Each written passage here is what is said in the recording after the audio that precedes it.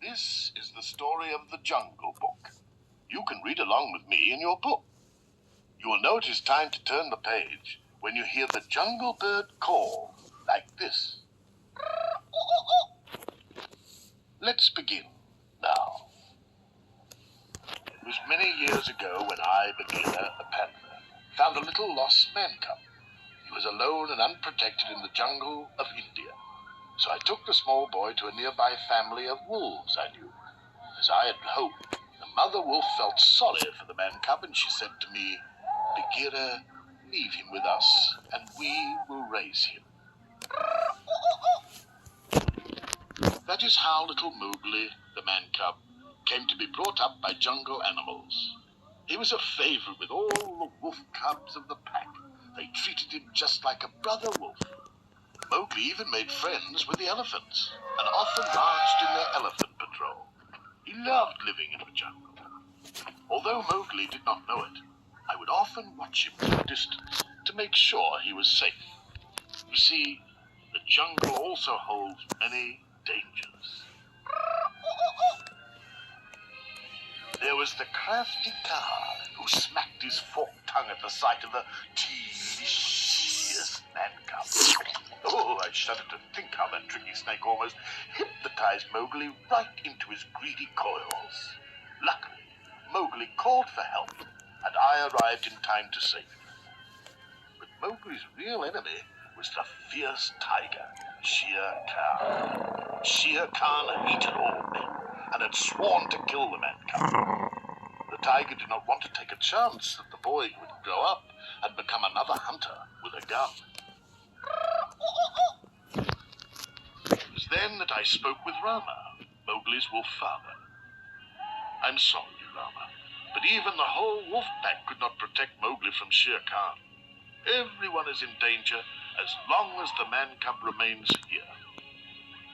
Rama had known this day would come, and he sadly agreed to let me take Mowgli to the safety of the man village.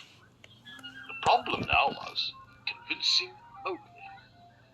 While we were on one of our many walks into the jungle, I told Mowgli the bad news. Mowgli, today we are not going home. Shere Khan has returned to the jungle and has promised to kill you.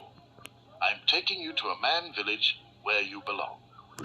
But I don't want to live in the man village. Besides, I can look out for myself. You're so small, you would not last one day alone. Well, I'm not going. And Mowgli stormed off deep into the jungle. I knew the man cub would have to learn about the ways of the jungle for himself, so I let him go. But I followed close behind to see that he stayed out of trouble. Unfortunately, who should the man cub meet first but that happy-go-lucky jungle bear, Baloo? Baloo, I explained. Mowgli has to go back to the man village. But they'll ruin him. They'll make a man out of him. Our discussion was cut short when a band of monkeys grabbed Mowgli and whisked him up into the treetops. Come on, Baloo. They must be taking him to the ancient temple. That crazy monkey, King Louie, is behind this. Soon Mowgli was face to face with King Louie. Why have you brought me here? Relax, man cub, said Louie. We can help each other. I'll fix it so you can stay in the jungle if you teach me the secret of man's fire. But I don't know how to make a fire. Don't try to kid me, man cub. Tell me about man's fire so I can be like you. It looked like Baloo and I had arrived just in time. Baloo, I said quietly, you've got to create a disturbance so I can get Mowgli out of there. Baloo took some leaves and a coconut shell and disguised himself as a monkey. Then he sang and danced with King Louie while I found Mowgli. But the disguise didn't fool Louie for long. It's Baloo. Get that bear. The wild chase that followed, Baloo bumped into a shaky old stone pillar, and the ancient temple walls came crashing down around the monkey. That gave us a chance to escape. Now Baloo agreed with me that Mowgli must go back to the man village, but Mowgli still couldn't understand.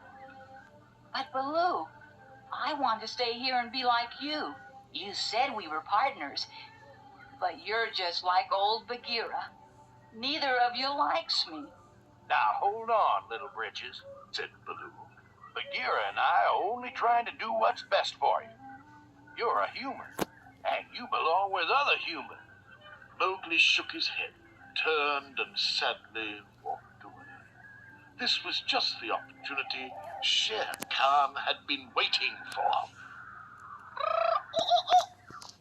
The tiger, who must have been following us for some time, saw the man cub alone and leaped out at Mowgli. But the mighty Shere Khan fell with a thud a few inches away from the boy. Baloo had grabbed Shere Khan's tail at the last moment. Run, Mowgli! Shouted Baloo. Shere Khan roared fiercely and lashed about, trying to get at Baloo. As long as the bear hung on tightly to Shere Khan's tail, he was safe from the tiger's razor-sharp teeth. But then Shere Khan cracked his big tail like a mighty whip and whirled Baloo to the ground. Suddenly, a storm came up. A lightning bolt flashed to earth and set a nearby tree afire. Mowgli saw a way to save Baloo. But one thing Shere Khan feared was fire. Mowgli took a burning branch in his hand and ran toward the tiger. The fire frightened Shere Khan so much that he ran off like a scared kitten. Baloo sighed in relief. Nice work, Mowgli. We'll never see him around these parts again. Mowgli was still convinced that he would never leave the jungle for any reason. But just then, he saw something he had never seen before. It was a girl. She was getting water at a pool just outside the man village. Mowgli was enchanted. He had never seen another human before. I want to get a closer look. Mowgli crept closer to the girl until she could see him too. She dropped her water jug, and Mowgli stepped in to help her carry it back to her village. I was pleased with the way things had turned out. Ah, it had to happen, Baloo. Mowgli is where he belongs now. Yeah, I guess you're right. Well, come on, Baggy buddy. Let's get back to where we belong. And home we went.